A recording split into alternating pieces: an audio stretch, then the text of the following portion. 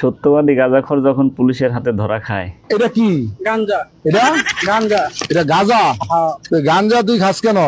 খাই আমার কামটা করি না তো, আমার বউ কাটলো না তোর টোকা, আমার মাঝে মাঝে কিছু টেদ আমি হেঁটে দিয়ে গাঁজা খাই। তোর বউ মানুষের বাসায় কাজ টাজ করে? হ্যাঁ। আর তুই কি কাজ করস? আমি আপাতত কোনো কাজ কাম তুই আপাতত কোনো কাজ করস না? তুই কাজ করস না, তুই যে গাঁজা খাস এটা টাকাটা ফাঁস কই? আমার বউ 40টা দিয়ে গেছে, আরেকজন 80টা দিছে।